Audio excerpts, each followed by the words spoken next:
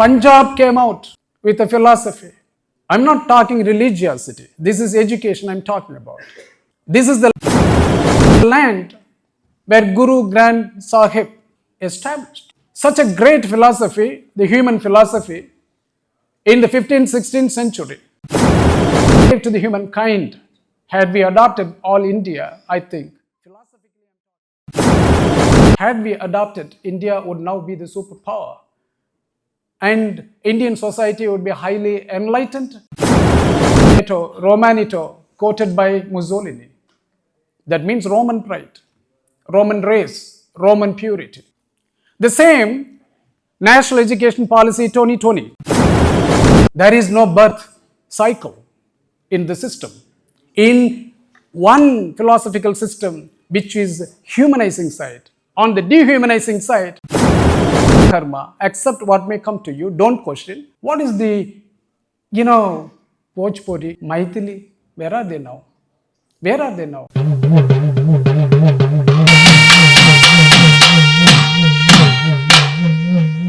We have heard today morning from our elders and eminent personalities and laureates on different dimensions of national education policy and the related problem and consequences. They sensitized us on the dimensions that we have to handle national education policy. And I'm not going to just simply repeat what they said. I would like to touch upon some philosophical side. In what way education has been streamlined and re-engineered these days in the last 1 decade on the lines of a philosophy that intended historically for thousands of years to enslave the majority people of India. The philosophy that was trying to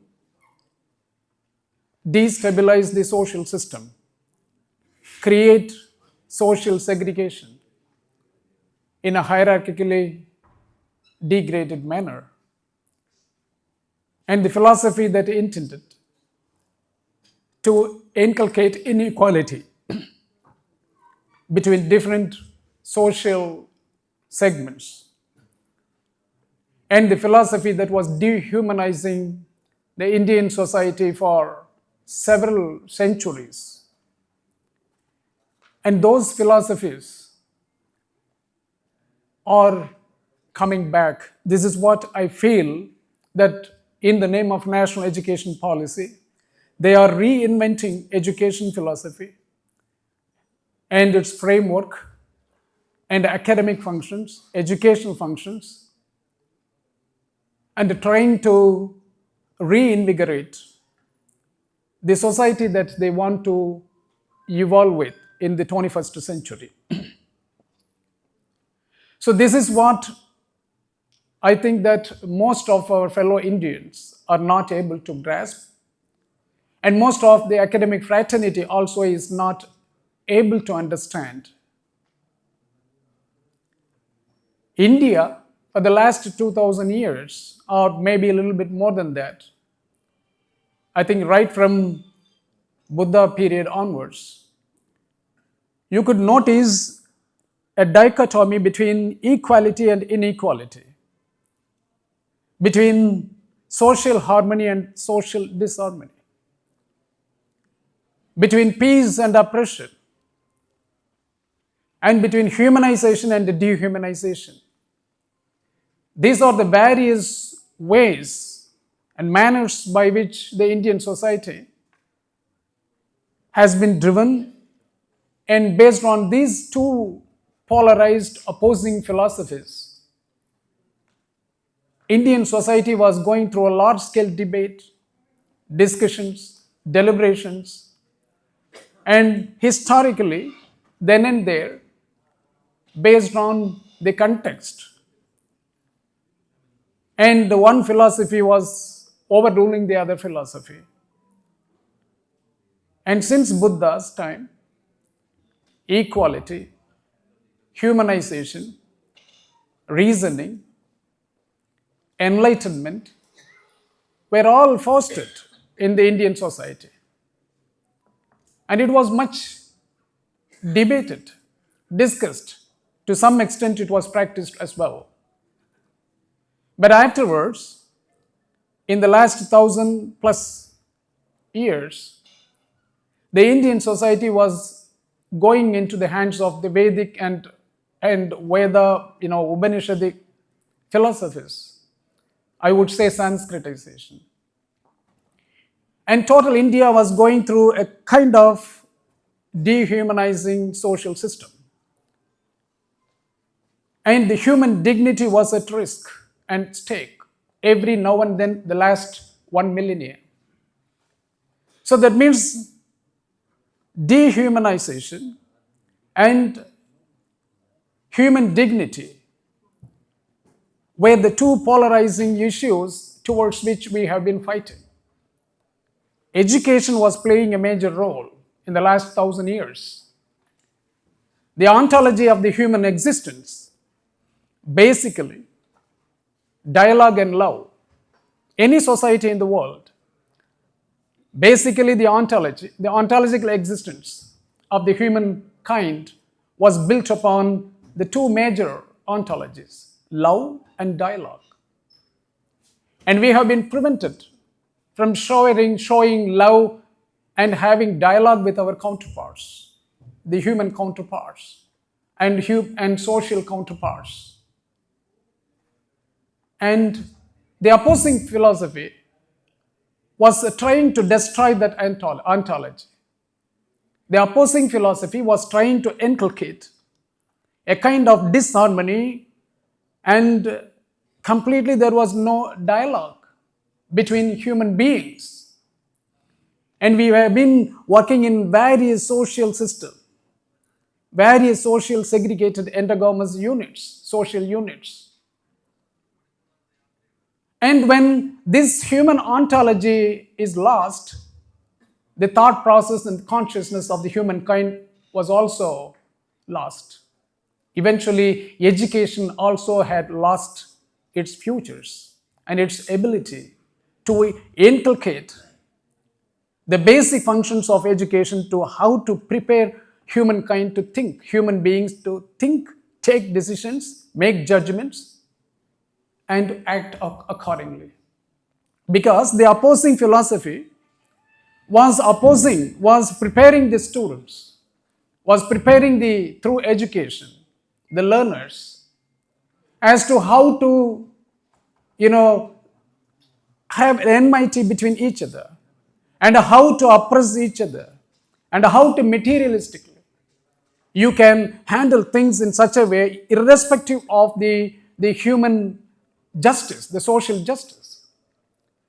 So there was one philosophy in the 15th, 16th century that born in this land, Punjab. That is why I take much pride and proud to talk to IFUCTO delegates. The reason is Punjab. Punjab came out with a philosophy. I'm not talking religiosity. This is education I'm talking about. This is the land where Guru Granth Sahib established. Such a great philosophy, the human philosophy, in the 15th, 16th century. This land gave to the humankind. Had we adopted all India, I think, philosophically I'm talking about. Had we adopted, India would now be the superpower.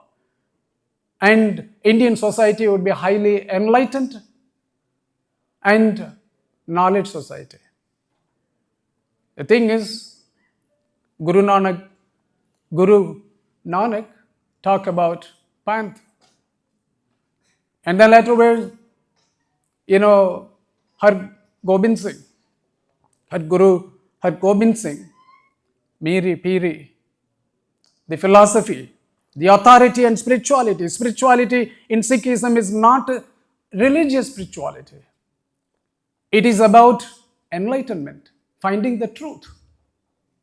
Education is to make you, to prepare you to find the truth. And then afterwards, the last Guru, Khalsa, is how to prepare the humankind,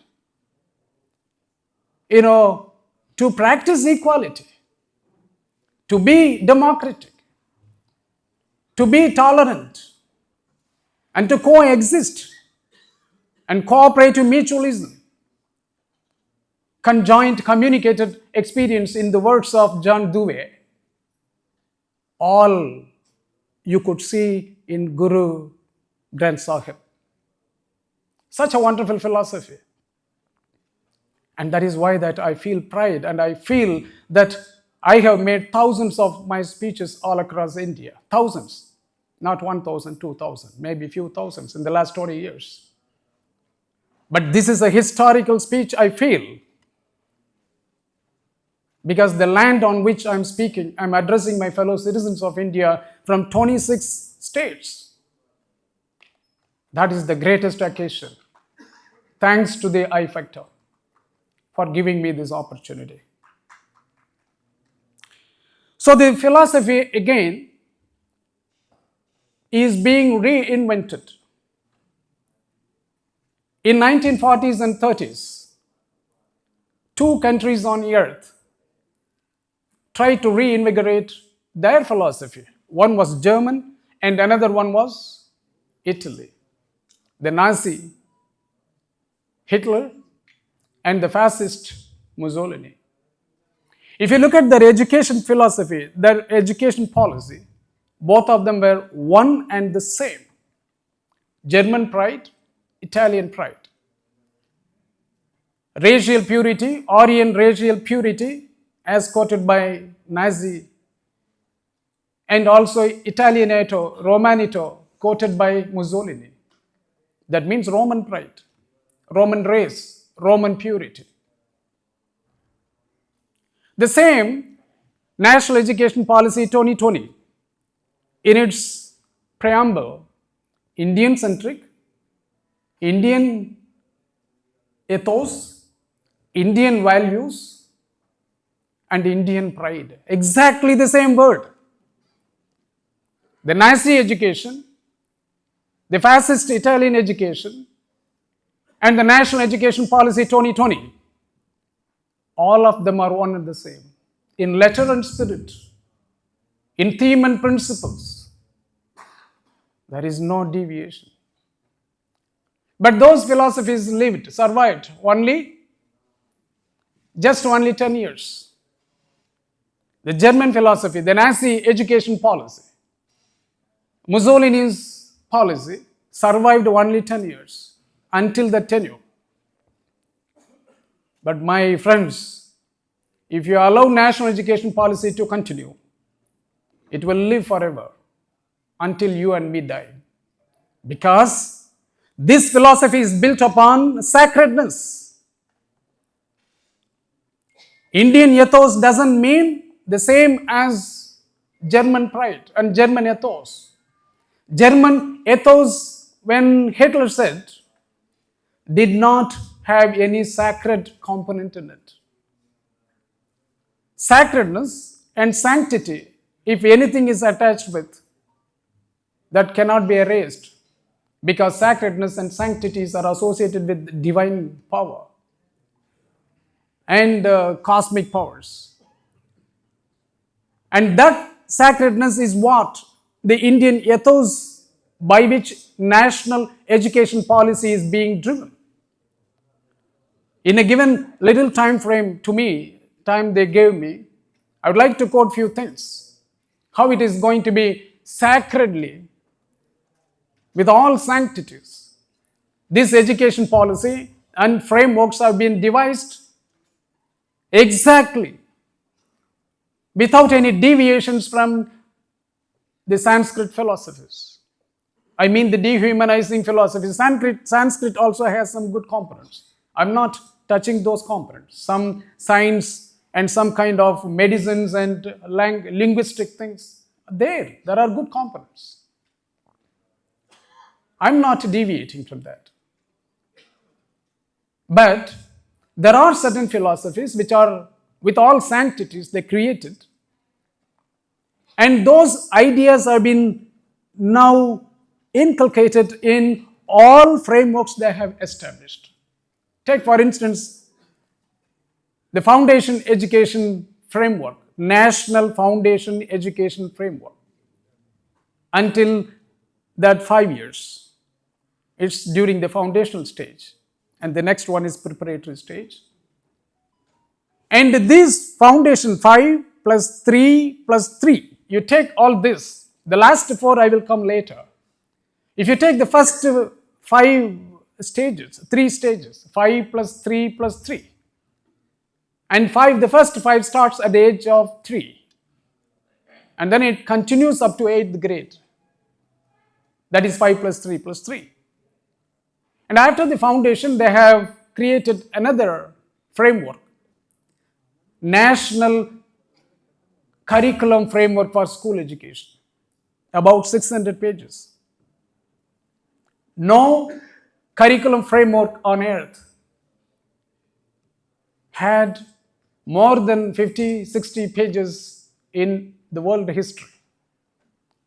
I don't know how many of you have read these 600 pages National Curriculum Framework for School Education, and then another framework, National Higher Education Qualification Framework. And in all these frameworks, let us take the foundation. At the age of 3, the Foundation Education Framework is trying to inculcate few things. I tell you, there are many things there. Few things only I am just going to quote, Panchakosha. The children from the age of 3 until 8, they are trying to come out with the child development system, which appeared those days in Upanishad. That is called Panchakosha.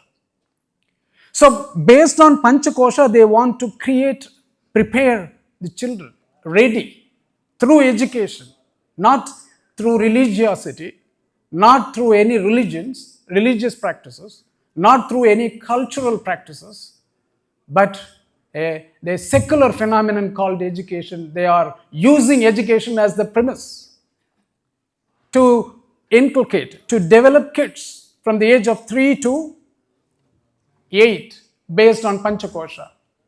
You can refer Panchakosha. Anamaya Kosha, that means matter, body.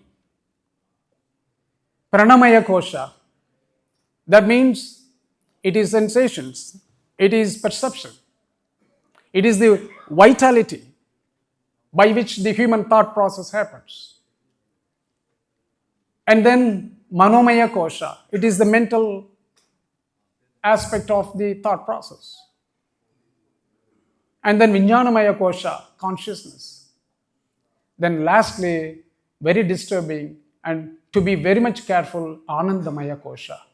Anandamaya Kosha is to achieve bliss, peace. And all these philosophies, the Vedic philosophies, including, Brahma Sutra and 3 famous Vedantas and many Upanishads, including Bhagavad Gita, all were talking about this, Anandamaya Kosha. That means you achieve bliss, that is the eternity, liberation from this birth, and attains the Godhood, join God. That is moksha, liberation. That is what Anandamaya, according to Vedic philosophy. But opposite philosophy, at the same time, when these were discussed, Buddha came with another philosophy, and it was earlier than this, because the Taittiriya Upanishad and all these are later period. Buddha was 2500 years ago. And he created a philosophy. If education is to follow, I think it is going to liberate us. Unfortunately, we didn't follow. And Buddha came out with very clearly how to align body and mind. That's it. He also mentioned 5. And those 5 he called aggregates. Psychophysical aggregates. Psycho means mental. Physical means body. The body and mind aggregates. 5. You will not find Anandamaya Kosha there. Bliss, achieving bliss, liberation, moksha towards eternity. Buddha didn't say that. Buddha simply said that matter, body, just one aspect. And then consciousness, perception, how you perceive objects and achieves your knowledge. Perception, consciousness. He stops with that. The psychological aspect and the physical aspect, body and mind, you just align with each other. You must know how to practice so that you can achieve enlightenment and truth. Achieving truth, finding the truth, by that way you achieve enlightenment. And by handling the psychophysical system properly, you can achieve that. I leave it to the great philosophers who learned science, maths, and all these scientific communities. You compare this. I don't have to give you the verdict. You compare between these two opposing philosophies. Which one is good for education? Which one is good to liberate, enlighten you, make you to, achieve enlightenment and find the truth? And truth is nothing but knowledge. Buddha worked for about 500 years. Buddhism, that concept was working for 500 years effectively until the 3rd century AD. And afterwards, slowly, the opposing philosophy invaded and trying to come out. And slowly, after 1,000 years, it inculcated, achieved its mission. Now we are under the trap of the dehumanizing philosophies. Again, I would like to submit before you, I'm not talking about religion. If you have the ability and conscience, you apply your conscience and distinguish between these two philosophies on what I said. That means this Panchakosha is trying to inculcate all the Vedic philosophies from the 3rd year onwards, from the 3 years old. Kid doesn't know anything. I think many professors would know about Piaget, the cognitive philosopher, last century. And then some of you might have heard about Vygotsky, the Russian philosopher who died at the age of 40s, very early. Leading philosophers for learning psychology, cognition. Don't we have those philosophies now? Why do we need a 1,500, 600 years old Panchakosha for child development? I am not going to leave my child. I am not going to leave my child to fall in this trap and become a foolish and dehumanized person on earth. Each and every citizen of this country should ensure that they should not yield to this ever-increasing nonsense. Ever-increasing nonsense. I tell you another thing, Panchakosha. Another thing is Darshana Satra, Pramana Shastra. These are Pramanas. Pramanas means knowledge. Pramana Shastra means knowledge-seeking philosophy. Pramana Shastra. We are not against Pramana Shastra. Buddha also came with Pramana Shastra. And Jain came with another Shastra. And in fact, the Jain philosophy was, in relation to other. Dialectically, we have to look into knowledge. Ever first, 2,500 years ago, Mahavir. How beautifully the knowledge, the knowing was conceived in a primitive time. There may be plus and minuses. And then later Buddha, he came out with much details. I'm not going to discuss those things. But I'm now again going to quote between the two opposing philosophies on how to seek knowledge. Dear friends, already thousands of teachers were chosen across India and they have been selected. and got trained in 6 centers in India called IKS, Indian Knowledge System. There are 6 cells in India established recently, a couple of years ago. UGC is heading that, and they are planning to train about 15 lakhs school teachers. 15 lakhs school teachers in the next 2 years on Pramana Shastra, Darshana Shastra. By that Shastra, only teachers are allowed to teach in the classroom. So, if you have a critical pedagogy, Paulo Freire, or anybody you came across, you have to throw out of the sea, the subcontinent. But the preamble of this national education policy says about critical thinking. Many professors are telling me, sir, they are talking about critical thinking. Sir, good sir. Yes, it is good. But what is the pedagogy by which you have to practice and inculcate critical thinking among children in the classroom during the learning process? How? Only critical pedagogy is the way forward. Critical pedagogy means question, critically perceive the object, dodge the knowledge, reinvent the knowledge. Don't believe whatever comes to you as knowledge. Reflect it, synthesize it, question it. That is critical pedagogy. That is what Buddha said long time back. Long time back. Long time. Okay, I tell you the other opposite philosophy. Brahma Sutra, Vedantas. These are much talking about based on the Upanishad. A lot of variety of learning philosophies and knowing philosophies. That is epistemology. So if you look at those philosophies, knowledge, you cannot question the knowledge. That is the fundamental principles of the Vedas and Upanishads. All those Pramana Shastra. You cannot fundamentally question what? Sabda. Sabda means being heard from that. Heard from that, that means the God. Whatever you heard from God, and if the God says so in the name of God, if the doctrine says that you born from the foot of the God, you cannot question that. Nishkama karma is another thing. Hey, these are all not the things I am quoting myself, please. These are all mentioned in the 600-page National Curriculum Framework for School Education. I am not reinventing myself. I am allowed to talk loudly because they only mentioned it. I have to explain what it is. Nishkama karma. It is the yoga karma. It is part of the yoga karma. What is it? Be boundful to be dutiful. Bound to be dutiful to what you are assigned to you. What is assigned to you?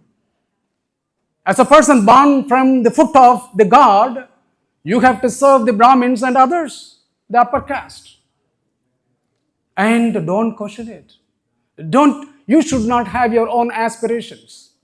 You shall not have your own aspirations. You accept what may come to you. Bhagavad Gita. Nishkama karma was very much detailed in Bhagavad Gita, and it is quoted in the National Education Curriculum Framework. Students from the age of 3, children are going to be developed. Accept what may come to you and don't question it, so that next birth, you can. We do not know whether we are going to born again as a human being or just a worm on earth. If there is a rebirth, personally I don't believe that. Buddha didn't believe that. And even Guru Granth Sahib does not quote anywhere in it, there is a rebirth and you are born as the best privileged human being in the next phase of your birth. There is no birth cycle in the system. In one philosophical system which is humanizing side, on the dehumanizing side, you have nishkama karma, accept what may come to you, don't question. And the Vedic philosophies of knowing and learning are nothing but simply, you just follow and perceive the world, you are allowed, perceive the world. This is an object, good, bad, okay, no problem.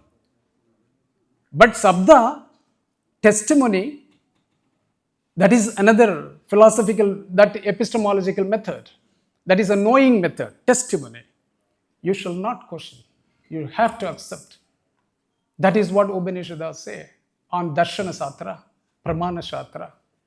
I just leave this to my fellow teachers. You practice whatever. You decide now. You have only two choices. You be on the human side or on the dehuman side and accept as a rubbish, foolish teacher practicing all this nonsense if you accept.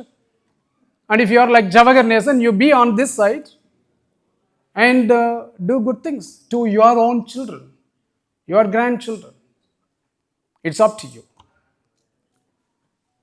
So this is the problem. So there has been a philosophical debate. The dichotomy between the dehumanizing philosophy and humanizing philosophy has been on the rise, and ups and downs were there. But now the reality is that National Education Policy 2020 is a reality now. It's no longer a policy. It is in the system. It has been practiced in terms of regulations. Almost all states, including the state I am coming from, Tamil Nadu, is also implementing national education policy in its own way. There is no state, there is no exception in India. No exception, including Kerala, the so-called leftist. Everything is being followed. I don't know what is the wisdom there. In people who claim that we are knowledgeable and we are social justice and we are for humanizing, side, but still they are following dehumanizing educational system. So that means there is a demarcation now, a choice before us. Accept it or reject it. There is no neutral path, nothing whatsoever. You can ask me whether there is anything good, at least 1% good thing there in National Education Policy 2020 or not. If you ask me, say so. If I quote critical thinking as being quoted in the preamble side, and when I go into that, the detailed portion, it is diametrically opposing the practice of critical thinking, then in that way that the total NEP is a nonsense and it is a fallacy. I cannot accept the sweet quoted words. So this is what's happening now. And 5 plus 3 plus 3 plus 4, the structure. What is there? Why on earth we are opposing this? This is good. From the age 3 onwards, the government has come forward with an educational system, with all refined pedagogical practices, learning practices, and the curricular frameworks. They want to just take over our kids and build them as the best citizen in the 21st century. Why we people, foolish people, are opposing? That is the criticism opposed to me, put on me. This is what Nazi Hitler said.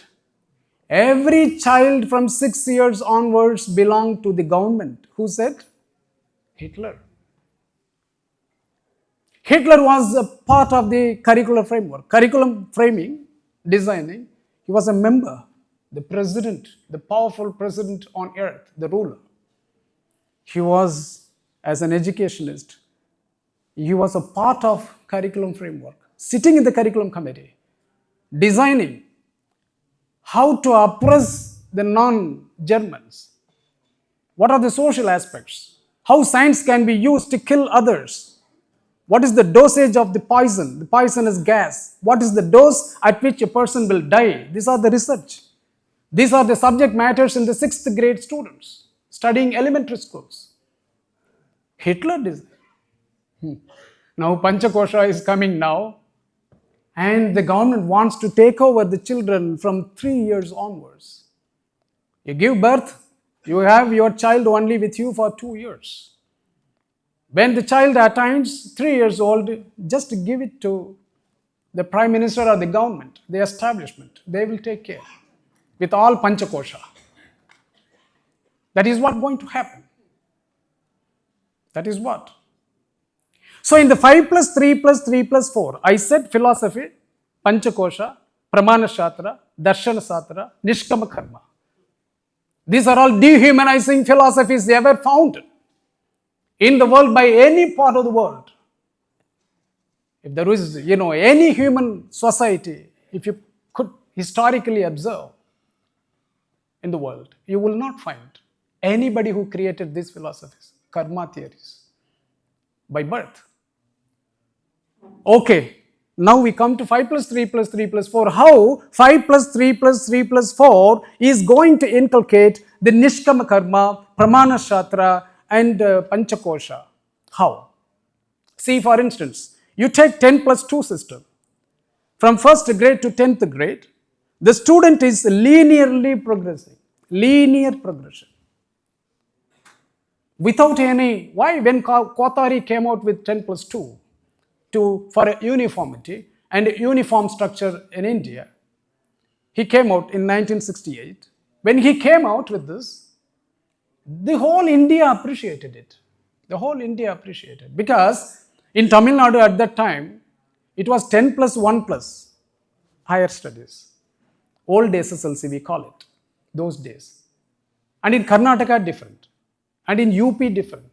So Kothari came with a thing, all over the world he consulted. And he looked into all over the world and found that 10 plus 2 was the greater pattern, a universal pattern, plus and minuses across countries have been in practice. He found, why not we do it? That worked well. All states accepted. Tamil Nadu was the first state to implement the national education policy, 10 plus 2. Now 5 plus 3 plus 3 plus 4, why Tamil Nadu opposes? Why? Many states never bothered about it. Only now the Punjab chief minister has voiced openly when Punjabi language is omitted from the CBSE curriculum. Fire in the belly? Now there is a fire in your belly. Now you rise. Tamil Nadu had always fire in the belly. That is why it had to resist all the while. If any nonsense happens across this country in the name of national education policies, right from Dr. Radhakrishnan Committee onwards. Yes, it is. This 5 plus 3 plus 3 plus 4 is not linearly taking in upward progression. And it is not scientifically taking. These are the two things, linear progression and the scientific temperament from 1st grade to 10th grade. That was Kothari. Now these people are coming in national education policy.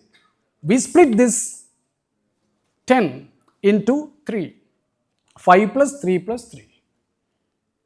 Then finally 4. And in this 5 plus 3 plus 3, what they are claiming to do, what they are intending to do, is that in the first 5 years, the first 3 years are going to be preschool. The second 2 years are going to be 1st grade and 2nd grade in primary, together 5 years. In this period, the student is spending from age 3 to age 8. And this is the 3 years to 8 years, the brain development optimally happening. It is whatever you sow the seed, it comes up. That kind of a fertile land, you would have seen. The same thing. The brain is so fertile from 3 years to 8 years. And that is the first 5 years. The first 5 years, 8 years completed. And during this 3 years to 5 years, this 5 years, 8 years, they want to come out with preparing the children based on Panchakosha, based on Vedic principles, based on Sanskrit ideals that are predominantly, on the spirituality side, predominantly dehumanizing and socially injustice. So that they want to inculcate in fertile, even the child, when it attains at the age of 8, it is not going to listen even its parents. Because in the name of education, in the name of the sacred embodiment of a person called a teacher is taught in the classroom, the child is going to get only those stuff into its hand, into its brain. So this is what. That is why they wanted to segregate, instead of 10 plus 1, they are trying to segregate this into first 5, we prepare the children and put in the fertile brain, when the fertility of the brain is so much high, they want to inculcate these ideas and they want to take it to the preparatory stage and the next stage. And you look at that, in the next stage, they are coming with value-based education. The values are nothing but Indian, the so-called Indian knowledge system. You go and do it, review it. All are open secret now. The Indian knowledge system is the philosophy, is the concept, the tool by which they are writing the textbooks, by which they are inculcating the value aspect of education. And they are trying to even do research in higher education. Thousands of crores have been spent. Thousands of crores has been spent for researching Indian knowledge system. Why not? It is good. It is our knowledge. We are all Indians. Why not? That is what you might ask. But to them, the Indian knowledge system is not Maha Kumbh Mela. It is not the Maha Kumbh Mela that happened. It is Amrit Kumbh Mela. It is called Amrit intelligence. It is not artificial intelligence. You think that Jawahar Nesan is unnecessarily quoting, bringing, fighting with all this nonsense? No. It is not said by Jawahar Nesan. It is said by the chairman of AICTE, All India Council for Technical Education in India, who said that it is not artificial intelligence. The AICTE had declared this year is the year of AI. Who declared? AICTE. And they said that it is not artificial intelligence, it is Amrit intelligence. And Amrit intelligence happens in Maha Kumbh Mela. And all engineering colleges, 5,000 plus colleges should practice and take the Indian knowledge system from Amrit intelligence and incorporate in the textbooks, in research. Who says so? The greatest body in this country, AICTE, controlling 5,000 plus engineering colleges. Then you imagine the fate of the engineering development and technological development. With the advent of artificial intelligence, modern science and quantum computing, redefining, reinventing the humankind now. Reinventing the humankind. The way you eat, the way you consume, the way you function, the way you learn. Everything is subject to what? Artificial intelligence, quantum computing, bioengineering. All these modern philosophies, technologies. But this fellow is talking about Amrit intelligence. Amrit intelligence means it's a confluence of all Indian knowledge system, all these traditional 2,500 years old knowledge system that are combined in the Ganges river, Mahakumbh Mela. Do you agree with that, friends? You may agree with that. I'm not surprised. You may agree. Because we have been developed in this context since we born. A little compromise. It's not a radical compromise. It's a little compromise to us. But to me, it's a radical compromise. It's a suicidal. If I accede to that. And one fellow, the former director of the Department of Science and Technology, is talking about he wanted research fund grant from the government of India. He said once, if government of India fund his project, he would research into Vaimanika Shastra, aircraft. Andhra Pradesh former Vice Chancellor, when he was a sitting Vice Chancellor, a couple of years ago, he said that Ravana had 24 types of aircrafts, not one type aircraft, 24 types of aircrafts. And he kidnapped Sita through that aircraft. And he had an airport there in Colombo. Who said that? The sitting Vice Chancellor. Fate of higher education, so-called professors, spit on them. Spit, that is the decency word I can maximum use. I cannot use abusive word more than this. spit on them. And the famous, ever famous, I would say infamous, Prime Minister, in National Science Congress, in the inaugural session like what we had in the morning, he said that Indians had thousands and millions of years ago, we practiced plastic surgery because Lord Ganesha cut his head down, replaced with elephant's head. We had a plastic surgery. Where? Indian Science Congress. Once in 5 years it happened. I don't know, professors. I don't know. I feel that I am a lone person talking like this. No professors are joining, in my opinion. So far, no professors are talking out loudly against these fallacies, foolishness, barbarism, all this. So this is what happening. And this 5 plus 3 plus 3 plus 4, everywhere they are having a detention policy. Third year, one review, evaluation.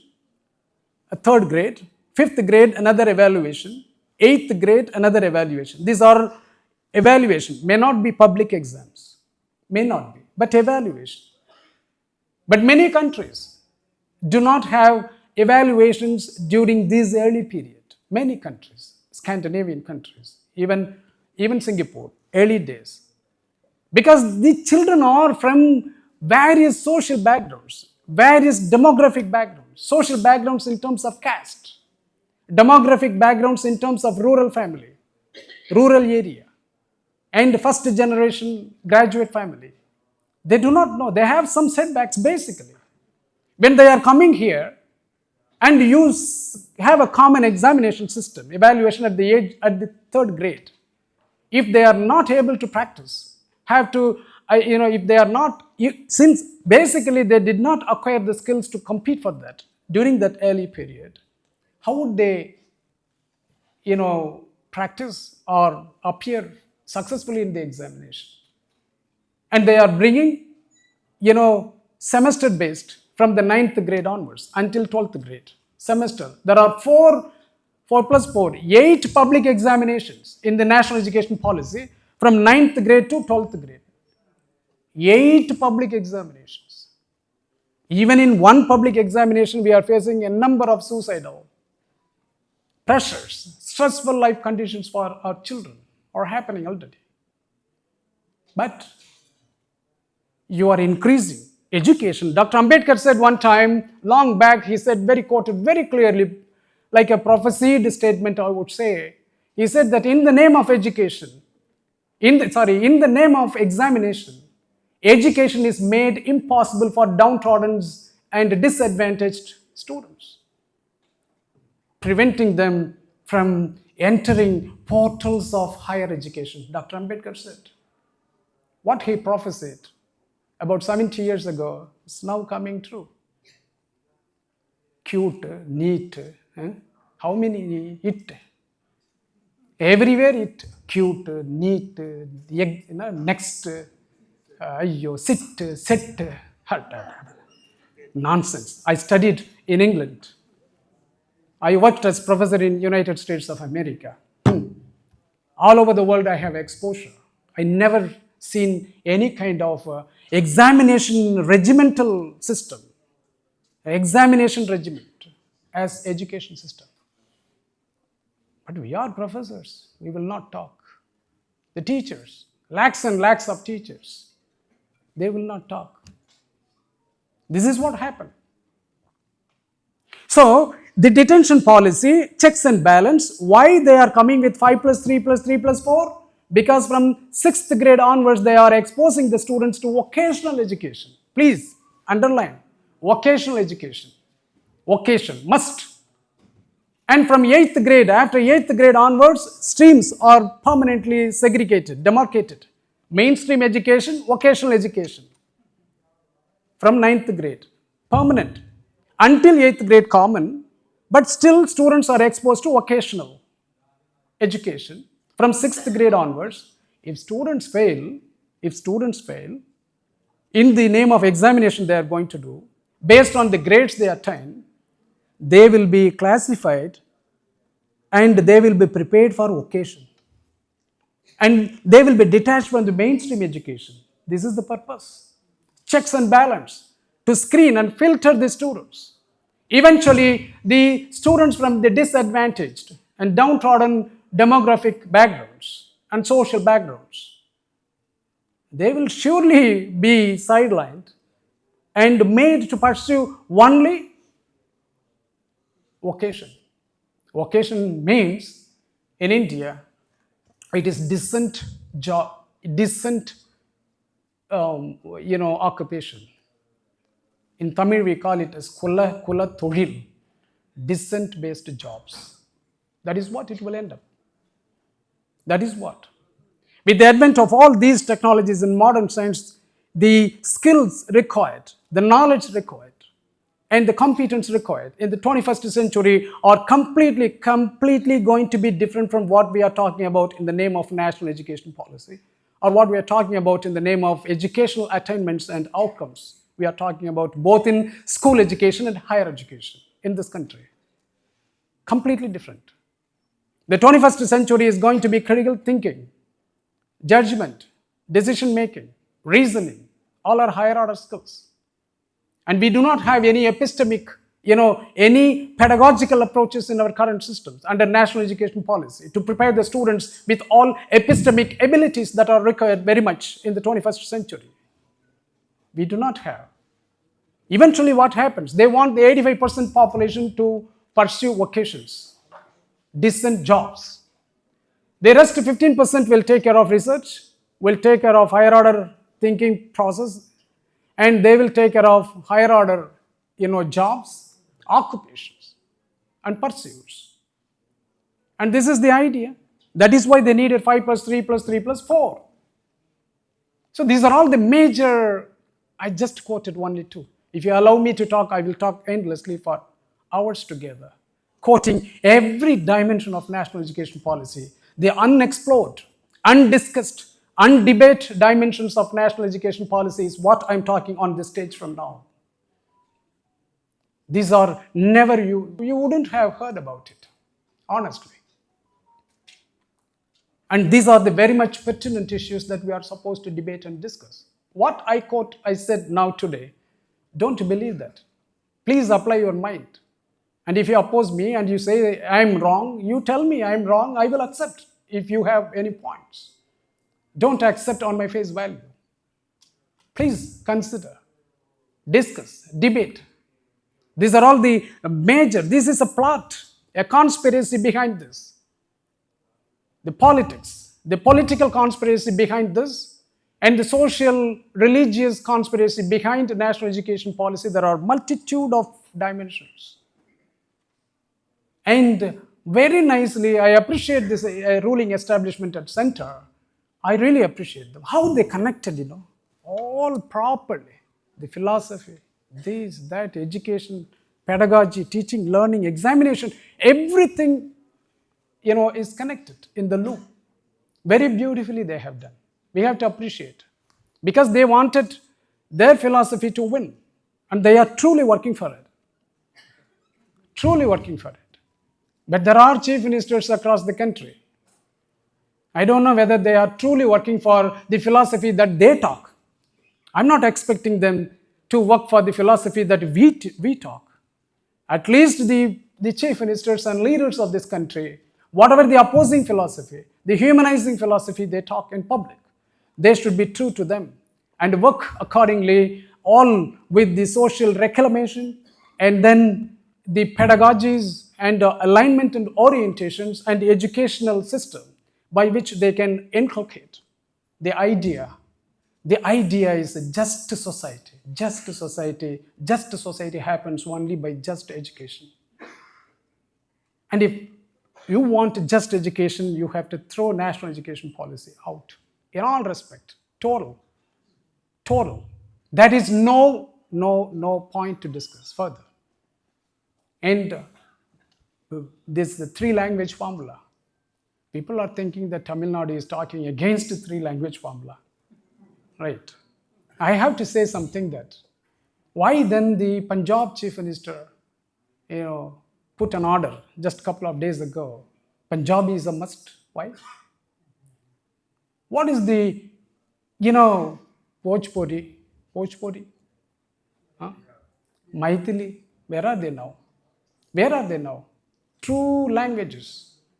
I really appreciate all languages in India. All languages are very beautiful. Sanskrit, Hindi, and Bhojpuri, every language. Beautiful language. Because these are all cultural, social, educational, knowledge manifestation. Language is not just simply verbal. It is a manifestation of the total embodiment of the human life and human expectations and desires. And if you kill one language and you want to inculcate one language at the cost of the other language, you are killing the treasures, the treasureful knowledge that language had. Yes, China had come out with a policy. English is must. Very recently, just 10 years ago. China said that I need English. Every student should study English. Why? They want to colonialize the whole world. China is the first, the rapid, fast, improving, radical nation in the world in all respect, technology, science, economy. 40% of revenue, the Chinese economy, is coming from, not from you and me, common man. And the corporate bodies are levied highly, 40%. Here, you and me are levied 33%. Imagine the taxation. We common people are sucked in the system. In every aspect, China is better than us. Socially, civilized, civility, everywhere. Technology, science, everywhere. And Chinese trillion, that GDP is about 17, 18 trillion USD. China. India is 3.5. We are aiming for 5. By when? 2030. And Tamil Nadu is aiming for 1 trillion GDP. By when? 2030. But these guys have no idea. I think that I can only laugh at these guys. Chinese economy 7.5, and you bigger country with a wealth of knowledge, a wealth of humanities, and when in just only 100 years ago they were lesser, in many ways lesser than us.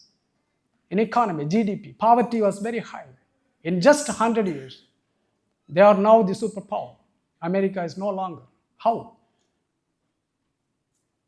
China had different variants in Chinese language, Cantonese, Mandarin, this, that. Any omissions and additions in China? Mandarin, everybody wants to study Mandarin, not by force. Not by force. And Cantonese is also spoken much widely in China. But not at the cost of Cantonese, Mandarin is imposed. Not. And China still wanted English language. Why? Because they have their business and trade are going global and they are becoming superpower. They want English. So they made English. So there is a need for it. They made English mandatory. And European languages, European countries, Germany, France, Sweden, Switzerland, all countries are small, tiny countries. And these countries are imposing, asking, making mandatory that all students should study foreign language. A small, tiny country, with only this small language, we cannot pursue. The future is very grim. And we want more languages so that we can pursue economy, pursue trade, pursue knowledge more with other nationalities. There is a need. There is a scientific need found by the leaders of the country, people of the country. So that is why they are learning other language.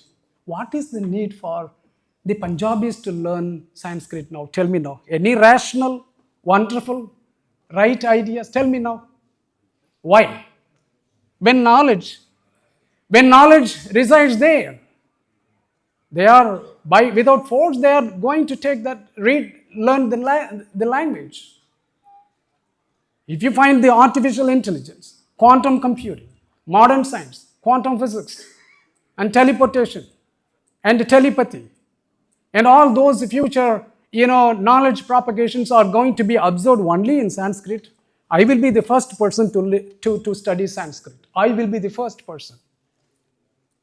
To me, Tamil is my mother tongue, that's it. It is giving me a culture.